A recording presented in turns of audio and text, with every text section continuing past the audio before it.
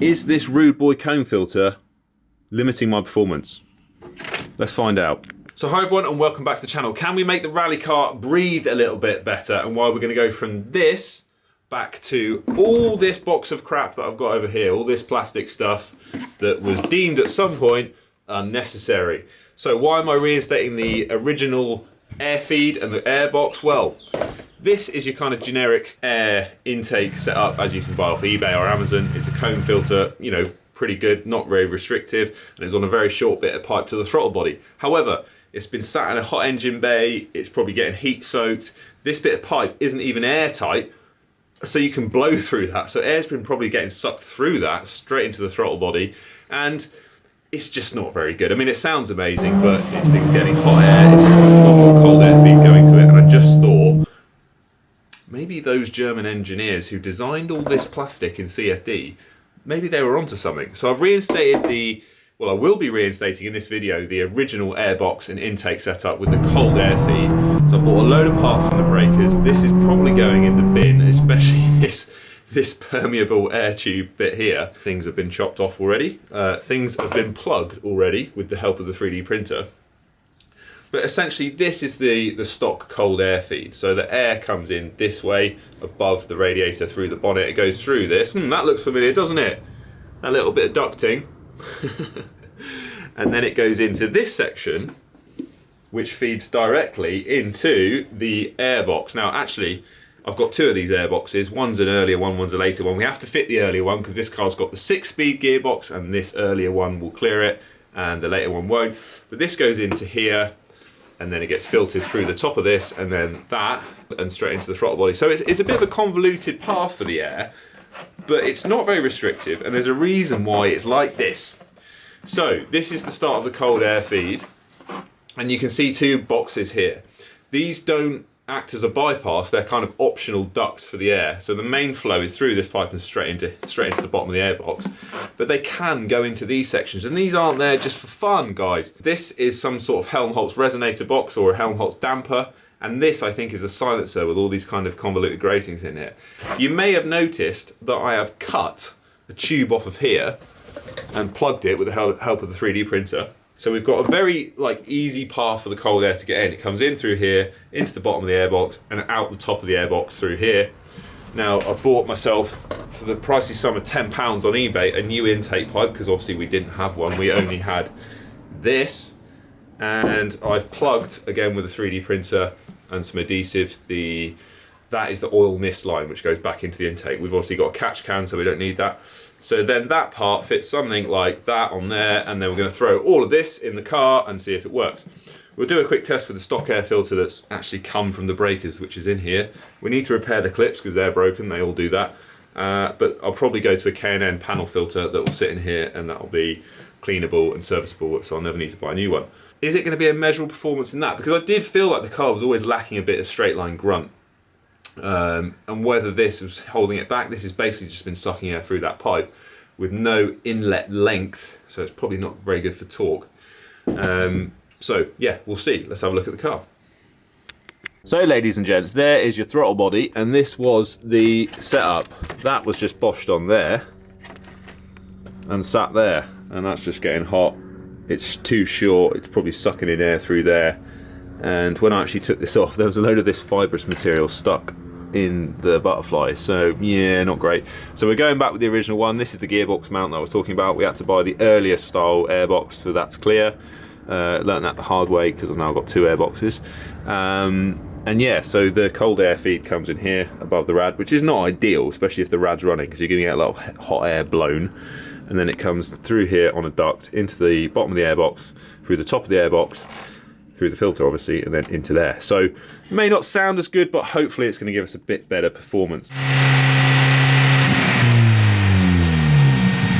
So just a little note about this Helmholtz damper and why I cut one of them off and left the others. Well, so just a little note about these Helmholtz dampers and what they do on the intakes and why they're there, and can you cut them off, should you leave them. Obviously an open cone filter has got no dampers on it, no silencers on it. But the main reason is the noise, vibration, harshness. So road cars tend to not want a loud, whistly, raspy intake, although we think it's cool. For most reasons, they just don't want it. So they've got a number of tuned air spring dampers in the intake. You can see my mouse here. There's one of them.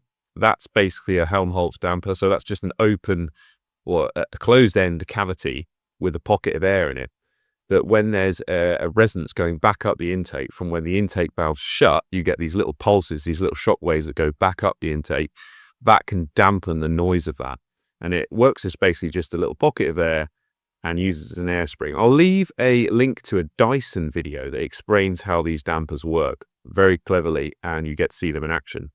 The next thing here is like a little silencer, little labyrinth silencer. Again, that's a dead end, so the air can go into that if it wants. And then the biggest part, which is the part I've actually chopped off, and I hope I don't live to regret this, is the main kind of lower frequency resonator or damper, which is this box here and this pipe up here. And that's where I've chopped it, unplugged it, and I've essentially created another Helmholtz damper, slightly different length, with a plug that I've 3D printed and I've gone on there. Now that one is when you're servicing the car and taking things off, taking the intake off to get to the gearbox linkage. That was actually really quite annoying because it's kind of buried deep in like the front chassis leg. So I didn't want that just from serviceability.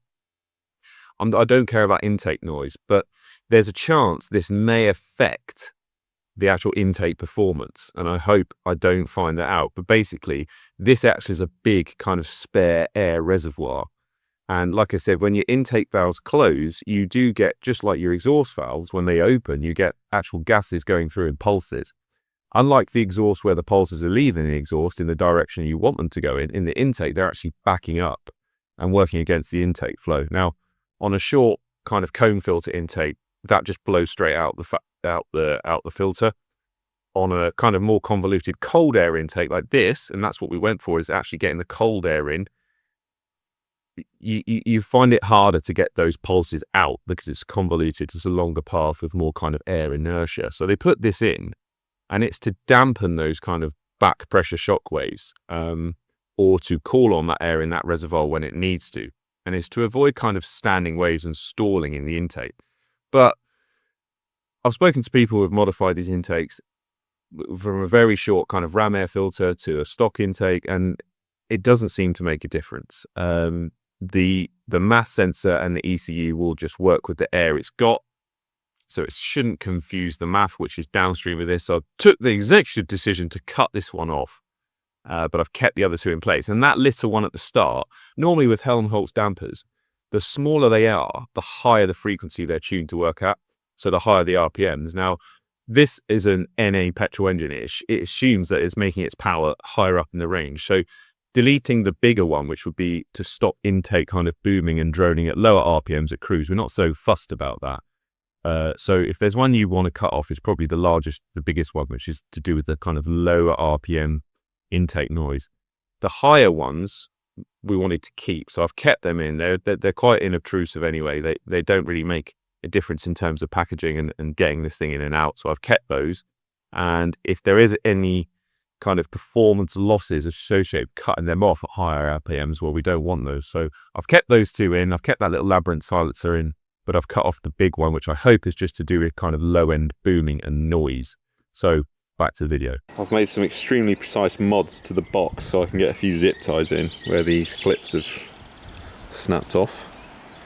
I'll just zip tie that side down, and this side is screwed, so it should be good enough. I've got the old filter in there that we'll just use for a test before I buy the new one. This snorkel, it's not easy, is it?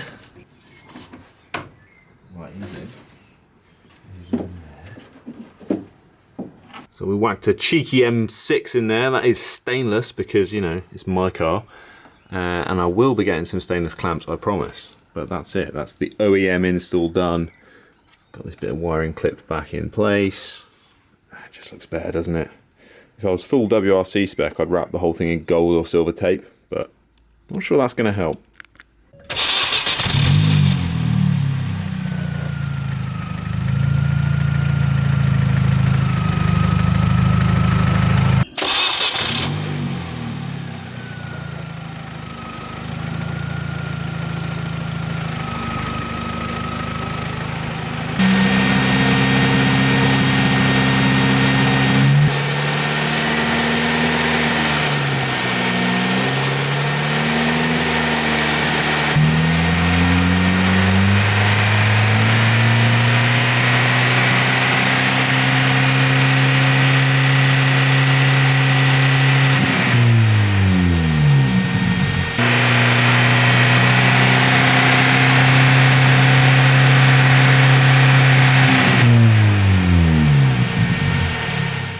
we're almost back to stock now. We've butchered the existing airbox a little bit. We've taken off the resonator. We've kept in those silencers and the Helmholtz damper thing. And yeah, hopefully we're going to get some more straight line performance out of it with colder air and a slightly longer intake tract. Cheers, and I'll see you in the next one.